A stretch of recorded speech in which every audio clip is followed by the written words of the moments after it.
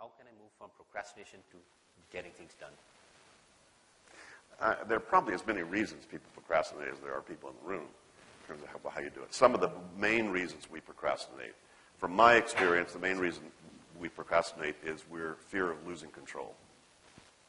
The fear of losing control, the fear of being out of control is the greatest human fear.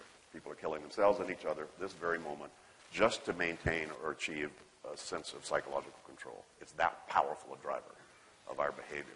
For us normal people, the way that shows up is you're going to tend to avoid getting engaged with anything you don't feel like you can handle successfully on the front end. So we tend to avoid things.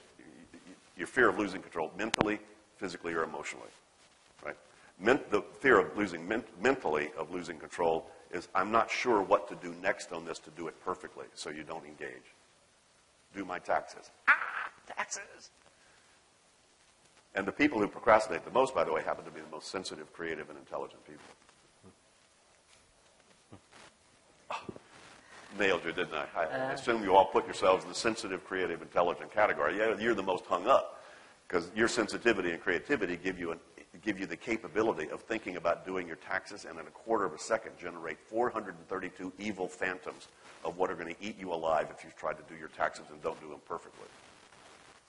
Taxes? Oh my God, I have to fill out the form, but do I have all the receipts? What do I don't have the receipts to back it up? And oh my God, what if I get audited IRS jail? You put yourself in jail in half a second because you're so smart. So the solution to that is intelligently dumb it down. What's the next step about do my taxes? Gather receipts. Dude, I can do that. So the whole, the zeros and ones, as you know, of getting things done is really about outcome and action. So if you can get it down to a very specific next action, you lower the barrier of entry, you give yourself much more confidence that I can start to engage with some success on this. I can pick up the phone and hit numbers. Yeah. So that helps a ton. That helps relieve the mental one. Actually, even all of it. Also, you tend to avoid things that you're afraid will throw you out of control physically. Clean your garage. Ugh. What images do you give yourself to deal with when you think about cleaning an old, funky storage area? Old things, dead things, mildewed things, living things, excrement of things. I mean, these are pictures you give yourself. You say, it's like, So you don't even want to look in the garage for that reason. Or emotional. You'll tend to avoid things. You know what you're going to avoid more than anything? You're going to procrastinate about more than anything? Telling somebody you really love dearly something you know you got to tell them, and you're afraid about how you're going to feel because of how you're afraid they're going to feel when you tell them. And you'll avoid that longer than anything, just because it'll feel emotionally out of control. So those are the things. Anything you can do to relieve that fear will help. So that's why the intelligent dumbing down, which is really a lot of what GTD is about. You're only smart at random moments, and when you're smart, you do smart, intelligent things, make smart decisions. Doctor, so that then when I'm kind of thick and dumb, I don't have to think too much, I just have to do. Got to the computer, go to the thing and do that. I've already done the thinking. So this is really, you're doing intelligent stuff by defining your work. And then you're just working by just knocking off stuff off your list. And you don't have to be that smart to do that stuff. You had to have made an intelligent decision about what doing looks like and then park it in the right place. That just goes for tons.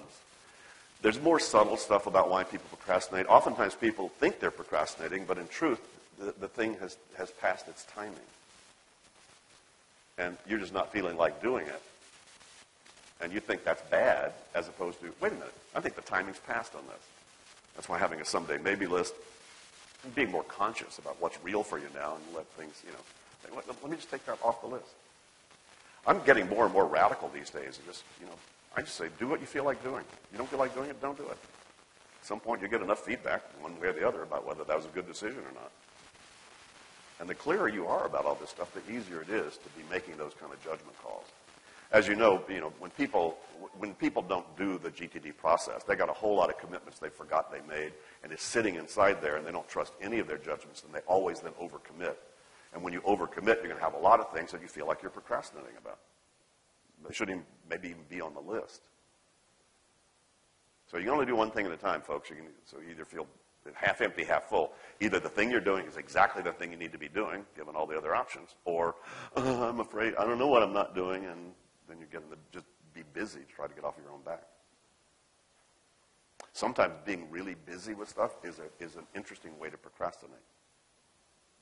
Why don't you stop and think for a minute about what you really ought to be doing? So oftentimes being busy gets you to sort of try to shut up that noise inside.